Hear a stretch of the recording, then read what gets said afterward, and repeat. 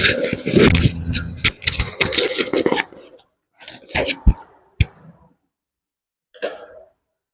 Hello प्यारे बच्चों, कैसे हैं आप सब लोग। तो चलो, क्लास 10th का chapter number 1 political science power sharing हमारा चल रहा था। ठीक है, इसकी पिछली वाली वीडियो में मैंने लगभग उसका 50% जो पोर्शन था हमारे लिए जो इम्पोर्टेंट था उसको हमने कवर अप कर लिया था। अब हम उसके आगे की जो चीजें हैं उनको समझेंगे। क्लियर। चलिए मैं एक बार पिछले वाला का थोड़ा सा आपके लिए शुरू कर दूं। तो हमने लास्ट टॉपिक पढ़ा था क्या, power sharing is good because. Power sharing, ताकत का विभाजन किस लिए हमारे लिए अच्छा रहता है वो समझ लेते हैं। तो देखो, सबसे पहला it help to reduce the conflict between social groups. अगर आपके समाज में दो या दो से अधिक कम्युनिटी रह रही है जो अलग अलग लैंग्वेज का यूज करती हैं, तो उनके बीच में कॉन्फ्लिक्ट ना हो, उनके बीच में लड़ाई झगड़ा ना हो। ठीक है। It is a good way to ensure the stability of political order. राजनीतिक जितने भी आदेश होंगे, जितने भी पॉलिटिक्स से रिलेटेड चीजें होंगी, उनमें स्टेबिलिटी, एक समानता बनी रहेगी। कोई किसी पल्ले में ज्यादा नहीं झुकेगा, ना ही एक मेजोरिटी की तरफ जाएंगे ना ही हम माइनॉरिटी की तरफ जाएंगे, एक बीच में हम उसके लिए बने रहेंगे। क्लियर। थर्ड आ जाइए, it is good for democracy. ये तो ऑब्वियस सी बात है कि लोकतंत्र के लिए बहुत ज्यादा ही फायदेमंद है। क्लियर। चलिए, और लास्ट के 2 पॉइंट्स हमने और पढ़े थे। The first point is called prudential because it state that power sharing will bring out better outcomes. Okay, and moral reasons emphasise the very act of power sharing as valuable. ये सारी बातें हम पिछली class में पढ़ के गए थे। क्लियर। चलो, अब आज की क्लास शुरू करते हैं और आज की क्लास में हम इसके आगे का जितना भी बचा हुआ पोर्शन है उसको कवर कर लेंगे और उसके बाद यहीं पर हम चैप्टर को खत्म भी कर लेंगे। ठीक है। चलो आ जाओ। अब देखो, हमारा नेक्स्ट टॉपिक है forms of power sharing. Power sharing किस प्रकार से होगी, किस प्रकार से ताकत को बांटा जाएगा लोगों के बीच में। तो हमारे यहाँ 2 चीजें चलती है, एक हॉरिजॉन्टल पावर शेयरिंग और एक वर्टिकल पावर शेयरिंग। पर पहले यहाँ पर ये देखो कि many people felt that if the power to decide is dispersed it would not be possible to take quick decision and to enforce them. कई सारे लोगों को ऐसा लगता है कि अगर हम पावर को डिवाइड कर देंगे, सोचना इस चीज को समझना कि अगर हम पावर को डिवाइड कर देंगे तो जो डिसीजन मेकिंग है उसमें क्या हो जाएगा, डिले हो जाएगा, डिसीजन मेकिंग क्विक नहीं हो पाएगी, क्योंकि एक पर्सन के थॉट्स और कई सारे पर्सन के थॉट्स जब मिलेंगे तो वो ऑटोमेटिकली डिसीजन को डिले कर देंगे। क्लियर। अब आगे आ जाओ। One basic principle of democracy is that the people are the source of all political powers। सही बात है, डेमोक्रेसी में, लोकतंत्र में जो हम आम नागरिक होते हैं वो ही इंपॉर्टेंट है, क्योंकि डेमोक्रेसी गवर्नमेंट कैसी होती है, is for the people, by the people, of the people. लोगों के लिए सरकार, लोगों के द्वारा सरकार, लोगों की सरकार। ठीक है। एंड पीपल रूल देमसेल्फ, और हम लोग ही शासन करते हैं। In a good democratic government due respect is given to diverse groups that exist in a society. Everyone has a voice in the shaping of public policies। Democracy में क्या होता है कि हर इंडिविजुअल पर्सन की बात को सुना जाता है, पहली चीज। दूसरा, हर इंडिविजुअल पर्सन की बातों को सुना जाता है, ये मैंने बता दिया। प्लस उनके जो थॉट्स है, उनकी जो सोच है, उसको भी हर चीज में इन्वॉल्व किया जाता है। क्लियर। आगे आ जाइए। In modern democracy, power sharing arrangement can take many frames या फिर many forms। ठीक है। देखिए, power is shared among different organs of the government. Power जो है, जो ताकत जो है, उसको अलग अलग गवर्नमेंट के अलग अलग चीजों में बांटा जाता है। इसीलिए मैंने बताया था इसके 2 फॉर्म होते हैं, एक होता है हॉरिजॉन्टल डिस्ट्रीब्यूशन ऑफ पावर और एक होता है वर्टिकल डिस्ट्रीब्यूशन ऑफ पावर। और पहले हम हॉरिजॉन्टल डिस्ट्रीब्यूशन ऑफ पावर समझ लेंगे। तो इस हॉरिजॉन्टल डिस्ट्रीब्यूशन ऑफ पावर में क्या होता है, तो हॉरिजॉन्टल डिस्ट्रीब्यूशन में जो ताकत है वो लेजिस्लेचर, एग्जीक्यूटिव और जुडिशियरी के बीच में बांटी जाती है। ठीक है। किस किस के बीच में, legislature,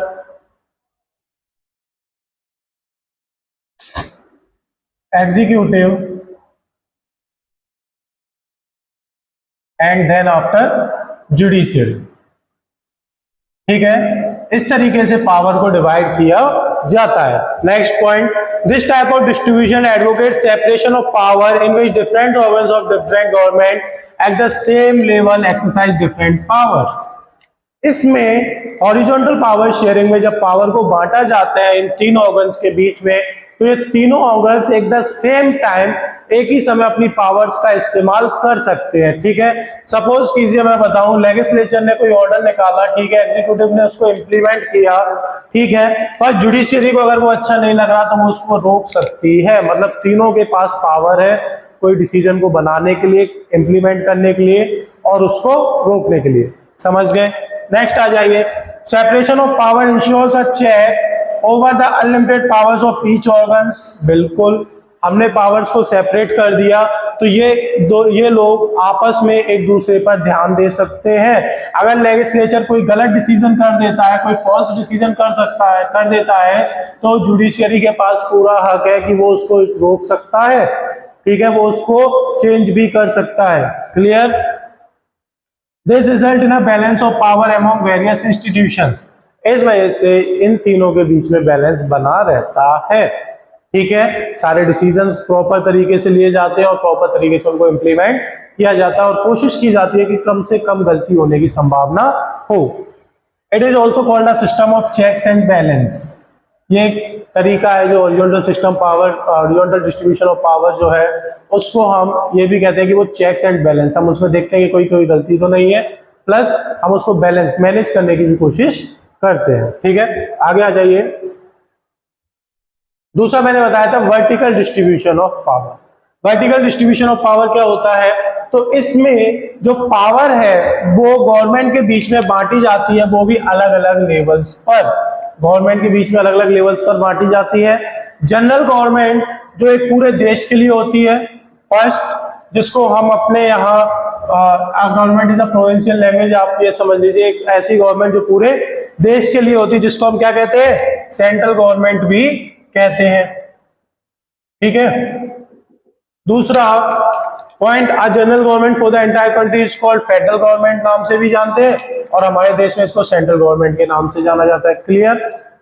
in some countries like India and Belgium the constitution clearly lays down the powers of the government at different levels.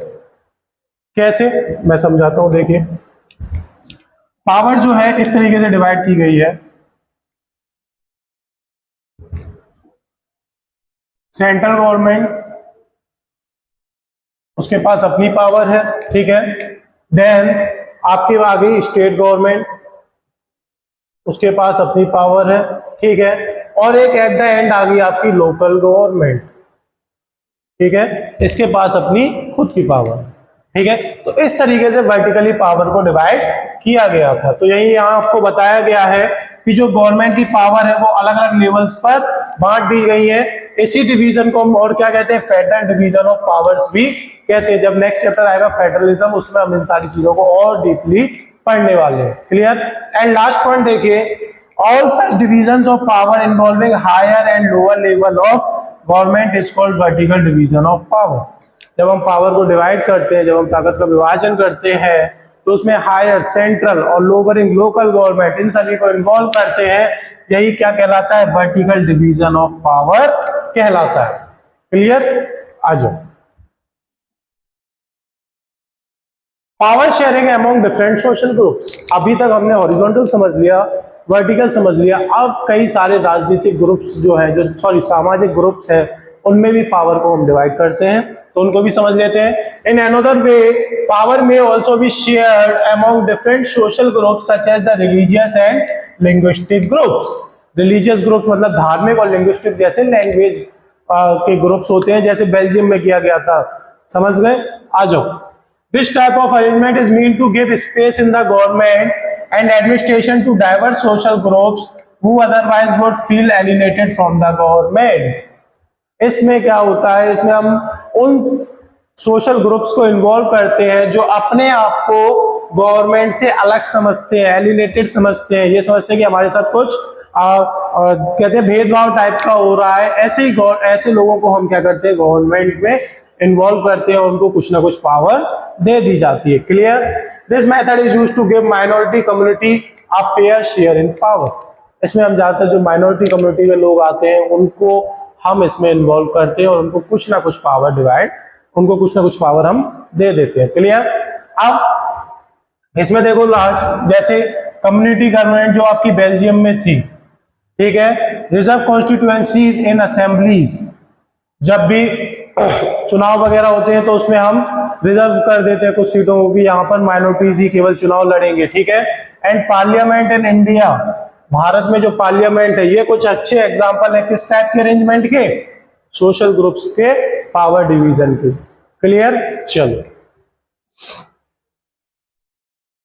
Power sharing among political parties and pressure group, sometimes जो पावर है उसको हम political parties के बीच में भी divide करते हैं और जो ग्रुप ज्यादा प्रभावशाली है उनके बीच में भी डिवाइड करते हैं, और हम ये देखते हैं कि जो हमारी डेमोक्रेसी है उसमें अगर कोई सिटीजन, कोई भी व्यक्ति है, तो उसके पास चॉइस होनी चाहिए कि हम किस तरफ जा सके, ठीक है, उस चीज को हम चुन सके।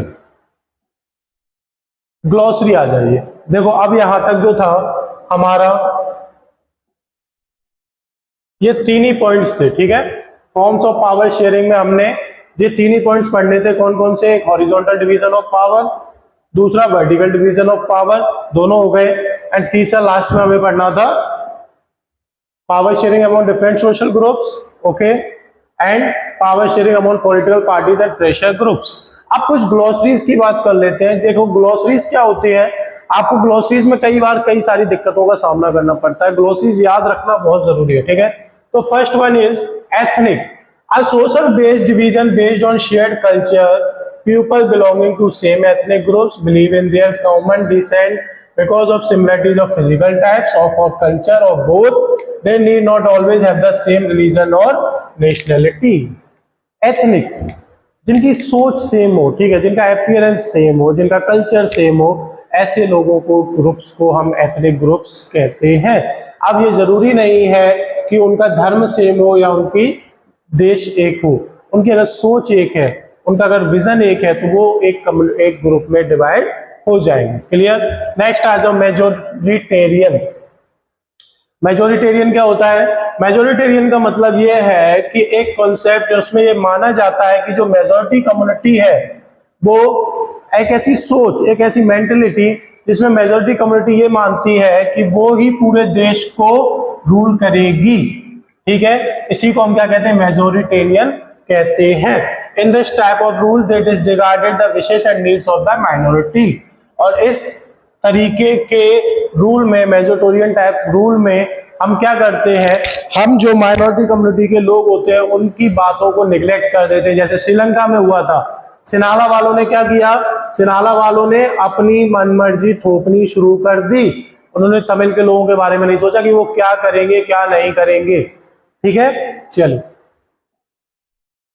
Civil war, what is civil war, तो सिविल वॉर है कि a violent conflict between opposing groups within a country is known as civil war, sometimes it becomes as intense that it appears like a war। जैसे श्रीलंका में हुआ था तमिल और सिनाला के बीच में, जब देश के भीतर ही दो अलग अलग ग्रुप आपस में लड़ने लगे तब वो एक युद्ध का फॉर्म ले लेता है, और उसी युद्ध को हम क्या नाम रखते हैं, सिविल वॉर। क्लियर।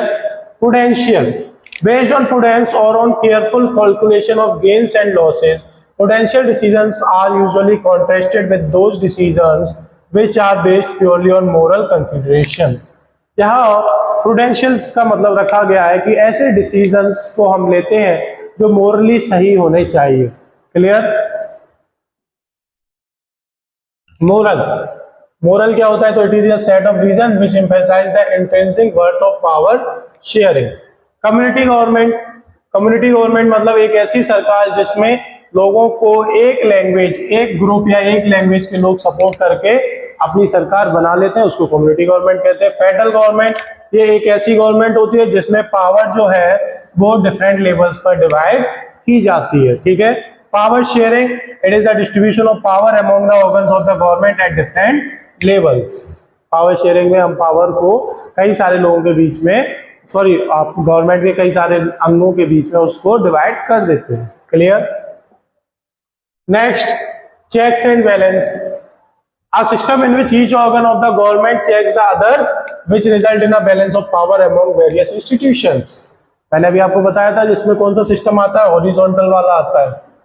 कौन सा आता है, हॉरिजॉन्टल पावर शेयरिंग इसमें क्या होता है कि ये तीनों जो है जुडिशरी, लेजिस्लेचर और एग्जीक्यूटिव, ये सब आपस में एक दूसरे पर नजर बनाए रखते हैं, और जैसे क्या होता है कि बैलेंस बना रहता है, कोई अपनी पावर का मिसयूज नहीं करता। क्लियर। श्रीलंकन तमिल्स, ऐसे तमिल्स जो क्या थे, श्रीलंका में रहते थे। ठीक है। इंडियन तमिल्स, ऐसे तमिल्स जो जिनके पूर्वज, फोर फादर्स, जो इंडिया से कहां चले गए थे, प्लांटेशन वर्कर बन के श्रीलंका चले गए थे, उनको नाम दे दिया गया Indian Tamils. Horizontal distribution of power हमने पढ़ लिया था, एक ऐसा डिस्ट्रीब्यूशन जिसमें पावर को गवर्नमेंट के डिफरेंट ऑर्गन्स में बांटा जाता है, जिसमें लेजिस्लेचर आता है आपका, दूसरा एग्जीक्यूटिव आता है और तीसरा जुडिशरी आता है, और ये तीनों एक समान लेवल पर, एक समान स्थिति में होते हैं। क्लियर। तो आज की क्लास में, आज की वीडियो में हम इतना ही रखेंगे। आपका चैप्टर यहाँ पर ये वाला खत्म होता है। आपके लिए अब मैं इसका नेक्स्ट चैप्टर लेके आऊंगा, पर आज की वीडियो के लिए, आज की क्लास के लिए इतना ही इनफ है। ठीक है। अब इसमें आप लोग ये चीज याद रखना कि हमने चैप्टर तो कंप्लीट कर लिया है, चैप्टर कंप्लीट हो गया, बट अभी हम इसके क्वेश्चंस को नहीं सॉल्व कर रहे हैं। इसकी जो एक्सरसाइज है उसको हम बाद में सॉल्व करेंगे, बट इसके बाद जो हम सेकंड चैप्टर शुरू करेंगे वो हम शुरू करेंगे फेडरलिज्म। ठीक है। हम सेकंड चैप्टर इसका जो शुरू करने वाले हैं वो हमारा कौन सा रहेगा, फेडरलिज्म रहने वाला है। ठीक है। तो आज की वीडियो में इतना ही रखते हैं, मिलते हैं नेक्स्ट वीडियो में। वीडियो कैसी लगी जरूर बताना, अच्छा लगे तो आप अपने दोस्तों के साथ भी शेयर कर सकते हैं। ठीक है। तो मिलते हैं नेक्स्ट वीडियो में। Thank you everyone.